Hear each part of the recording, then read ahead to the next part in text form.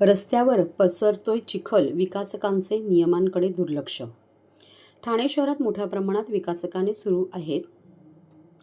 त्यामुळे या ठिकाणी खोदकामातून निघणाऱ्या मातीची वाहतूक करताना डंपरचा चाकाला लागून चिखल रस्त्यावर पसरत आहे. तसेच वाहतूक करताना माती देखील रस्त्यावर पडत आहे व त्यातच पाऊस पडत असल्याने रस्त्यावर मोठ्या प्रमाणात चिखल तयार होत आहे. त्यामुळे प्रामुख्याने दुचाकीसह इतर चालकांची मोठ्या प्रमाणात गैरसोय होऊन प्रवास करणे जिकरीचे होत आहे. ही बाब आम्ही याआधीच प्रशासनाच्या निदर्शनास आणून दिली होती, परंतु प्रशासन मात्र कुठलीही कारवाई न करता बघ्याची भूमिका घेत आहे.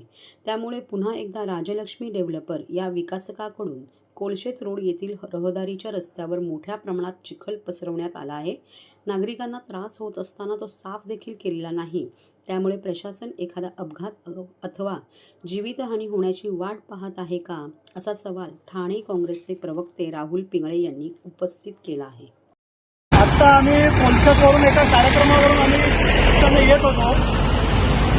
या रस्त्याच्या दोन्ही बाजूला अनेक विकास कामं चालू आहेत, परंतु मागे ज्या विकासकाच्या माध्यमातून काम चालू आहे तुम्ही बघत असाल की कशा पद्धतीने चिखल पूर्ण हा रस्ता या ठिकाणी चिखलमय झालेला आहे. आम्ही सातत्याने याबाबत आवाज उठवतोय. प्रशासनाला आम्ही पत्रव्यवहार केलेला आहे. शहर विकास विभागाला या ठिकाणी पत्र दिलेली आहेत. खरं तर पावसाळ्यामध्ये अशी विकास कामं ज्या ठिकाणी चालू आहेत त्यांना नॉर्म्स दिलेले आहेत की गाड्या बाहेर काढताना त्यांची चाकं पण त्या ठिकाणी धुतली गेली पाहिजेत. पण तर दुर्दैव बघा की पूर्ण रस्ता चिखलमय झालेला आहे. मागे 2-3 शाळा आहेत. आता शाळा सुटताना त्या ठिकाणी गर्दी होती आणि बरेचसे पालक त्या ठिकाणी टू व्हीलरवरून आपल्या पालकांना न्यायला आलेले होते. आणि अशा या चिखलावरती जर पाऊस पडला तर ती वाहनं घसरण्याची जास्त भीती त्या ठिकाणी आहे. खरं तर अशा ठिकाणी घनकचरा विभाग असेल किंवा महानगरपालिकेचा शहर विकास विभाग असेल या ठिकाणी पाहणी केली पाहिजे आणि यांच्यावरती कारवाईची भूमिका घेतली पाहिजे.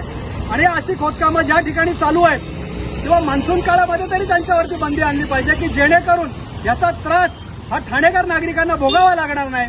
परंतु ही विकास कामं करणारे मोठमोठे विकासक आहेत किंवा मोठमोठे राजकारणी यामध्ये भागीदार आहेत, त्यामुळे यांच्याकडे पूर्णपणे दुर्लक्ष केलं जातं असा आमचा आरोप आहे. आणि याचा त्रास हा कुठेतरी ठाणेकर नागरिकांना भोगावा लागतोय.